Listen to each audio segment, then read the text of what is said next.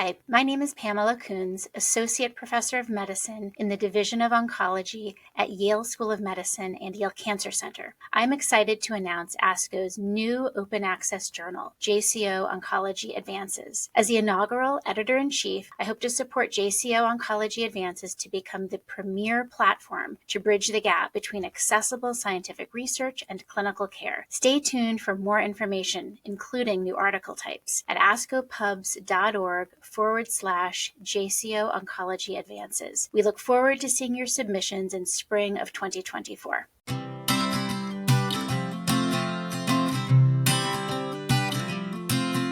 The purpose of this podcast is to educate and to inform. This is not a substitute for professional medical care and is not intended for use in the diagnosis or treatment of individual conditions. Guests on this podcast express their own opinions, experience, and conclusions. Guest statements on the podcast do not express the opinions of ASCO.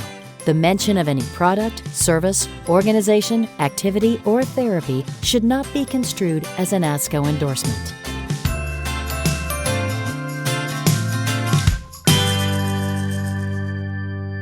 Hi, I'm Pat Lair and Director of the Center for Global Oncology and Health Equity at Indiana University, and welcome to another episode of Oncology, Etc. And hello, I'm Dave Johnson at University of Texas Southwestern in Dallas. Pat, great to have another session today.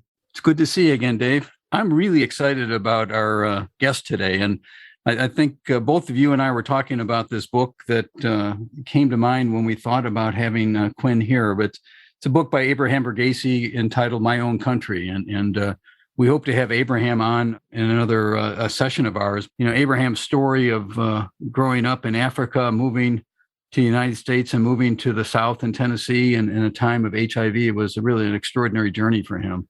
Yeah, an amazing story. Settling in East Tennessee in the Appalachian Mountains, and then going to the Northeast to do additional training, and then returning to that part of the country during the height of the AIDS epidemic. Really a remarkable story. For those who've not read it, we both recommend it very highly. Today's guests we're incredibly excited about. Both Dave and I met Quyen Chu in the Leadership Development Program for ASCO. He was in the first class. He's currently the Professor of Surgery and Chief of the Division of Surgical Oncology and holds the Edward and Frida Green Professorship in Surgical Oncology at LSU in Shreveport. He earned his MD degree at Brown Medical School in Providence, trained in general surgery in Massachusetts at Springfield and at St. Elizabeth's Medical Center, and then did his fellowship training at Brown University under the mentorship of Dr. Hal Wanabo, who was a wonderful surgeon and very active in ECOG in the Southeast group. Dave and I knew him. He's authored or co-authored more than 178 publications, a number of book chapters, a couple books, and including translating one of the surgical textbooks into Vietnamese. He has been an extraordinary human being, and one of the things we want to explore is his journey from childhood until now. In 2013, he was appointed by President Barack Obama to the board of Vietnam Education Foundation. He has worked in impoverished areas in Louisiana, but also in the war-ravaged parts of the world, including Iraq, Kurdistan, Vietnam. He is truly a special breed of humanist. So I think he looks back at his roots. He sees the bright possibilities of the future and reflects on what he can do to make a difference. It's just a great pleasure to have you, Quyen, to join us today. Thank you very much, Pat, for that great introduction. It is very heartwarming, and I look forward to this podcast. So, Quyen, why don't we start a little bit? I mean, Pat's mentioned your background. Tell us a little about how you got here and about your family and their journey from Vietnam to the United States. Sure. So I immigrated to the United States in 1975, right after the fall of Saigon, at the end of the Vietnam War. My father was a South Vietnamese officer in the army, which means that he fought alongside with the Americans so that when the Americans pull out, South Vietnam fell. And so because he was an officer, we were basically had no choice but to leave the country. Otherwise, he would be in the re-education camp, which might mean that we would never see him again. So we left Vietnam in 75. I was 7. We left on a ship, and then we also left, then we transitioned to boats, and then we went to the Philippines for several months. And then we finally got sponsored by a church in Florida. So then we stayed at Eglin Air Force Base for several months before we actually went to our home in Florida. I grew up there and basically grew up in a very impoverished area. It was basically a rat-infested home that we lived in. My father was an officer. He was a captain, but coming over to the United States, he had to learn English. He had to try to get a better education. And he finally realized that he had to support a family of 6. And he took on being a barber. So he was a barber for most of the rest of his career, really, raising a family of 6. And I was there just to do the very best that we could. Throughout it all, we knew that we were in the right place. And we knew that America doesn't give everything out for free, but we also know that it's a great, great land of opportunity. The philosophy is that if you apply yourself, do the very best, follow the rules and regulations and laws, abide by their laws, that you can do great things, and that it's a great opportunity. So that was embedded in me and my sisters, and those philosophies have stood the test of time thus far. I read a little piece, Quyen, about, you told a story about arriving here in Florida and a police car pulling up to your house. Can you relate that story? It's a memory that I will never forget. And in fact, I remember it every Thanksgiving. So it was around Thanksgiving. We really didn't know what it was. We just moved into the new house. And it's funny because when we drove by the new house, we saw the garage and we felt, oh my God, we're going to live in that garage. This is great. This garage is going to be our house. This is great. There's so much space. And I remember when we asked the driver goes, no, that's where you park your car.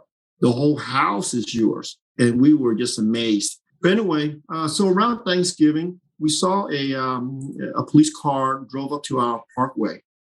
And I saw and I was scared. And then I called out my dad and I said, Dad, there's a police car here. What did we do wrong? And he was so scared.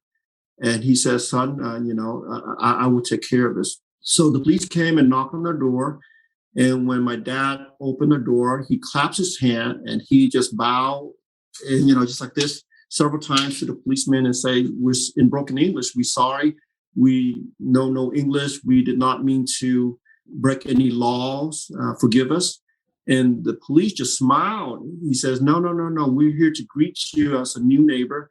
And it's Thanksgiving and we want to give you a turkey. Then he waved to the other police to come over. And then the other police came out with a big old turkey and they handed it to us. And they said, well, welcome to the neighborhood. And we were so happy. My mom just like about to cry. And we felt that, hey, this is now our new home, that we felt that this is it's not going to be a strange land, that we're going to create a life for ourselves here.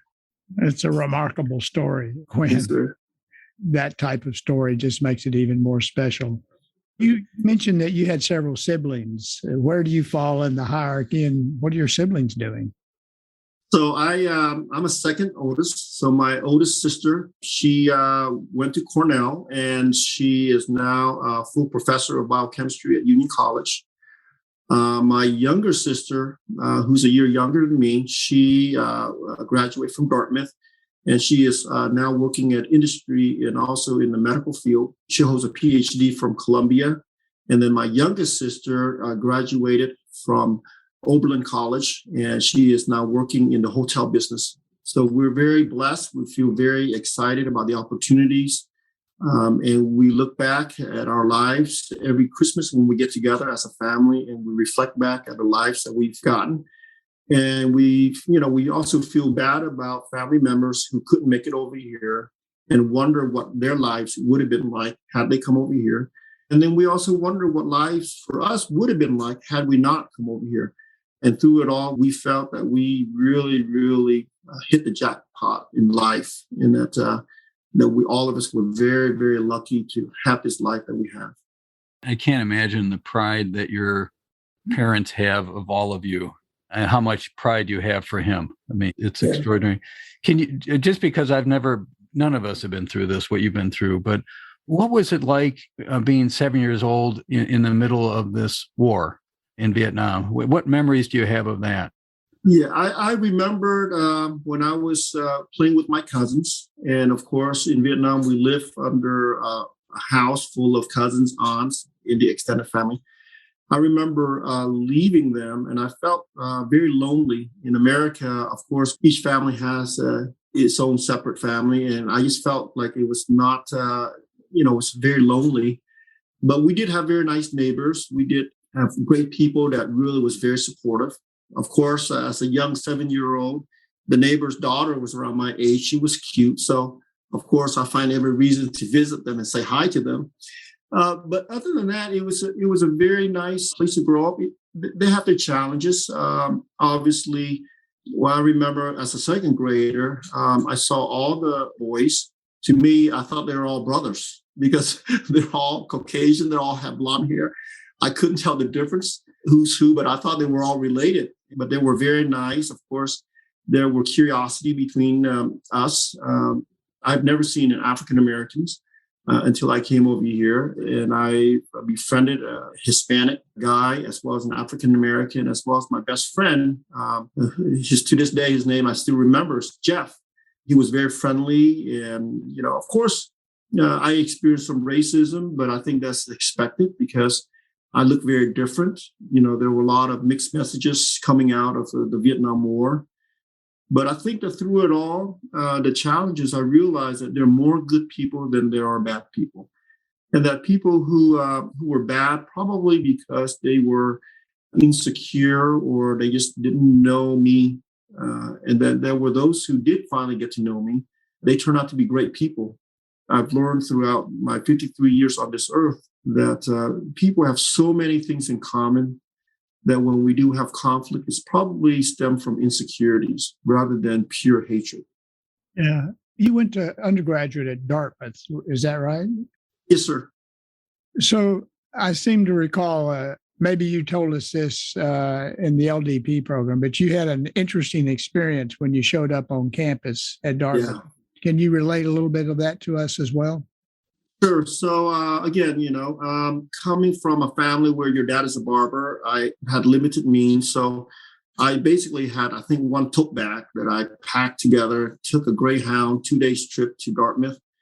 And I got there on the campus. It was a beautiful green campus. And I was a little bit hesitant, a little bit reserved because there were a lot of Caucasians and whatnot. And I was a little bit, introvert somewhat. And when I got there, I saw a Frisbee flew by me and I grabbed it. And then the guy goes, "Hey, you want to come in and play with us?" And I'm like, "Well, sure." And next thing you know, we hit it off as like a bunch of 18-year-old kids. No worries in our mind, just glad to be on campus. And we hit it off. And I realized that, hey, my reservations were basically based on my own biases rather than the reality. And then I've realized that the reality is that a lot of the kids there, just like me, just want to find friends, just want to hang out, just want to have a good education. And they weren't being judgmental about anything. And that made me felt really good. Frisbee diplomacy, I guess, as we should call it. Maybe we should throw a Frisbee to Putin. I don't know. That's right. Tell us a little bit about your journey to become a surgeon. Okay, so I, my dad and mom instilled in me the importance of education.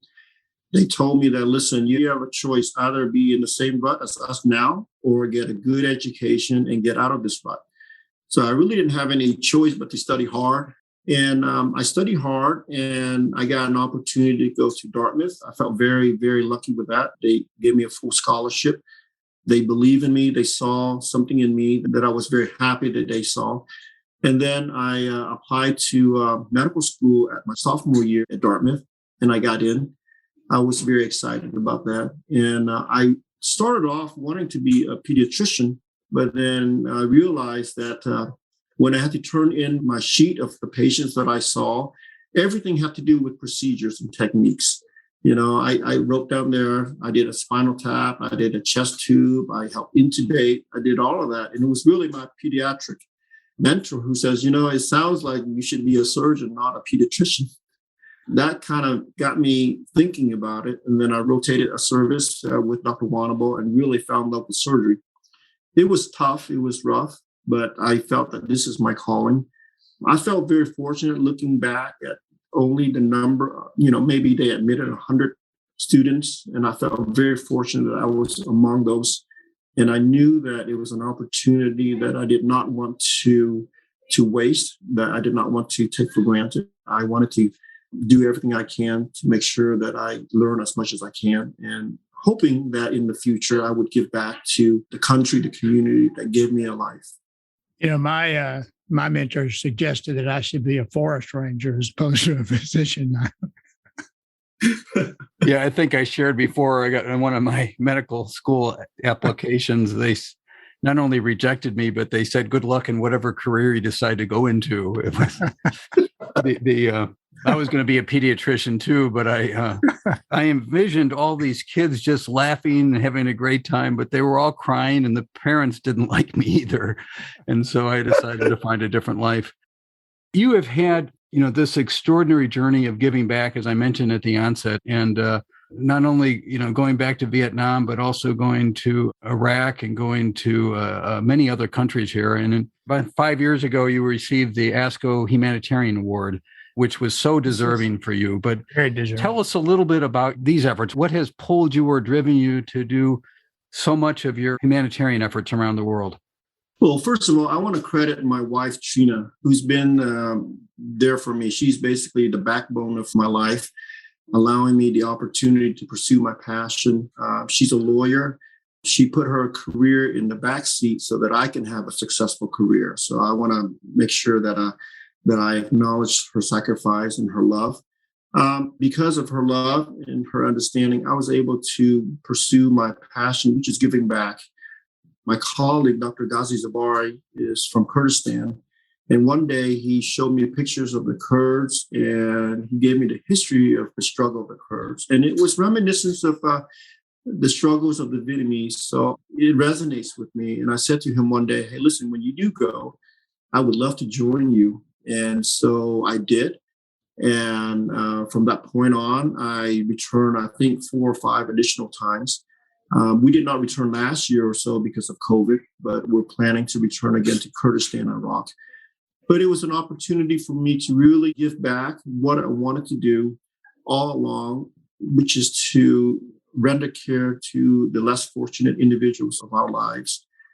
I also went to Vietnam, Nicaragua, Honduras, and also on those different mission trips. Dr. Zabar and I have gone together for many of these trips, and we come to realize, what the great thing to do is capacity building. In other words, we should visit these countries not just once, but several times to make sure that the surgeons there feel comfortable with the procedures that we taught them, and that hopefully that they will also teach the other surgeons the procedures, the techniques that we taught them. And we were very pleased when we went back to see that these surgeons were very adept at what they were doing: Whipple's liver resection. They were doing phenomenal things. In fact, I think the greatest sense of pride in me was to see a young surgeon in Kurdistan who did a laparoscopic right liver resection bloodless. And we felt very proud because I was looking at Dr. Zabar and I said, you know what, I can't even do that. And it's amazing to see how they have not only learned our skills, but they exceeded us. And isn't that what we all want? That our mentees to be better than us. And so to me, that was a great sense of pride. At the end, the young man came up to me and says, mentor, I hope I did it right. Did I make any mistake? And I chuckled and I says, no, I could not have done what you've done. You have done amazingly. And he was so happy. He was so proud. He says, I'm so glad that I make you proud of me, Dr. Chu. So to me, that's probably the greatest thing, is to see your mentee better than you and still see that respect that you got from them. We're really happy you mentioned that, because one of the themes of our podcast has been mentor and mentor relationships. And You had a remarkable relationship with Dr. Wanabo. Would you like to expand on that somewhat or tell us about that relationship? Sure. Dr. Wanabo, I always joke around. I say, Dr. Wanabo, you're a gifted surgeon with an internal medicine demeanor. He is just so nice. He never loses his cool. And, the great thing about him is that every time I have an idea, he would always push me to pursue it. There's never been a, no, it can't be done. No, that's not how, you'll never get it done. Never like that. It's always, this is a great idea, Quyen. Why don't you pursue it? And in fact, he would give me deadlines and say, why don't you get back to me in 2 weeks and see where we go with that?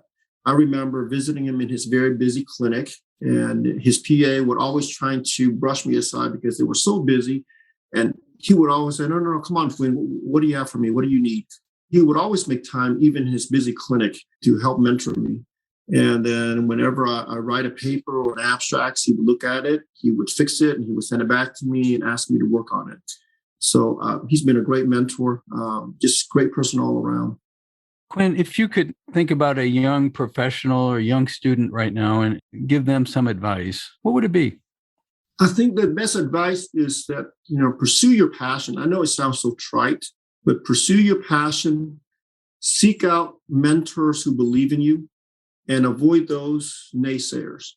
Because I think that young people have so many insecurities, and they're great people. They have, they're so naive and they're so fresh. They're not tainted with all of the flaws of the world.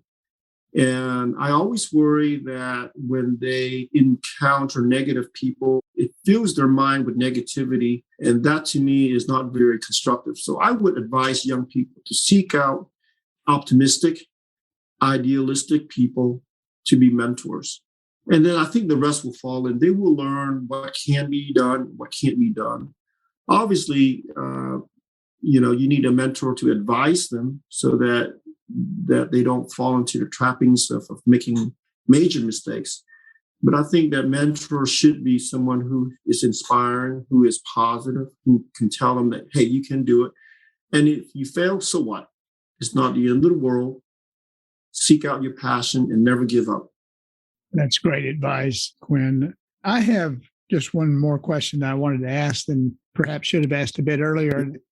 How did you end up in Louisiana?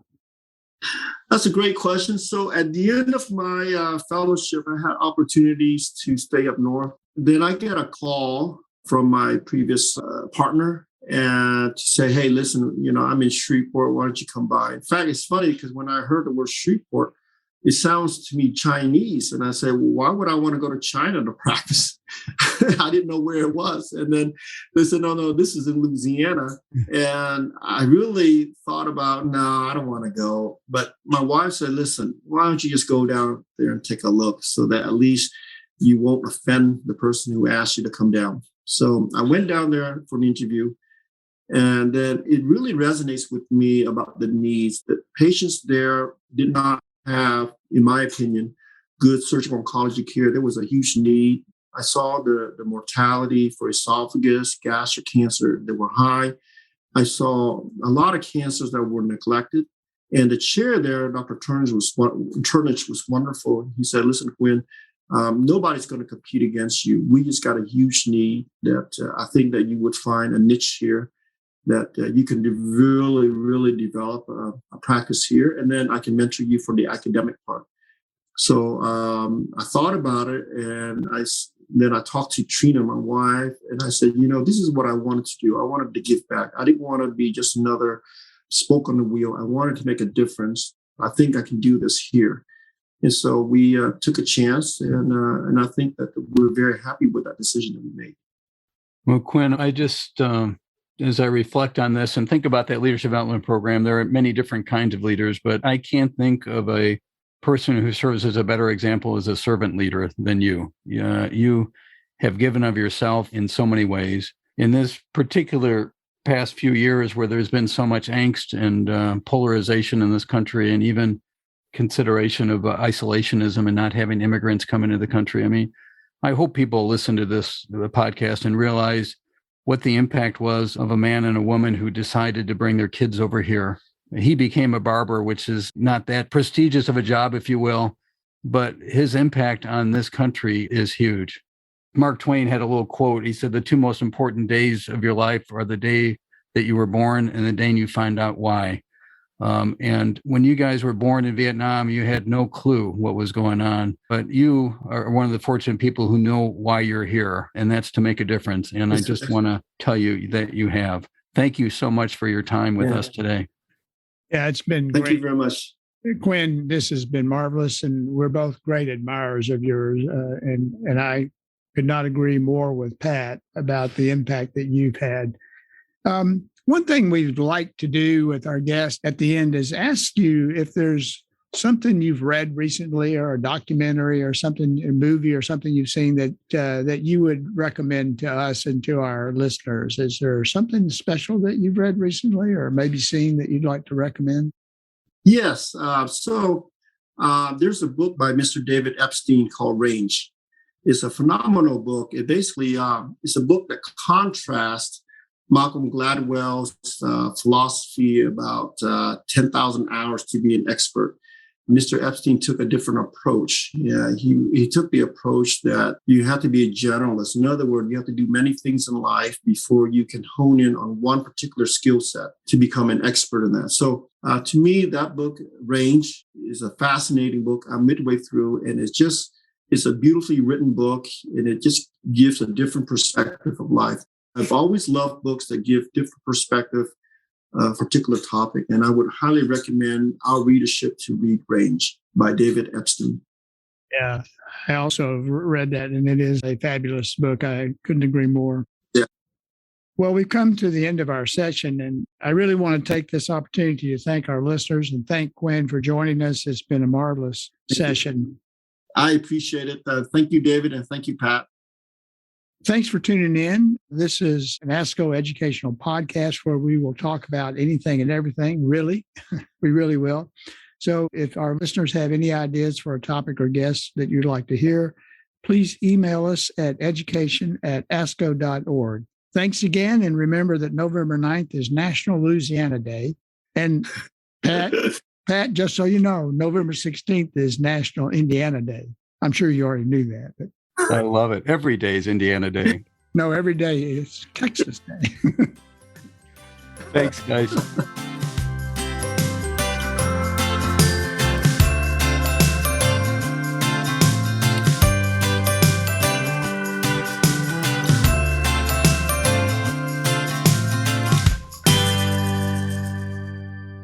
Thank you for listening to this week's episode. To make us part of your weekly routine, click subscribe. Let us know what you think by leaving a review. For more information, visit the Comprehensive E-Learning Center at elearning.asco.org.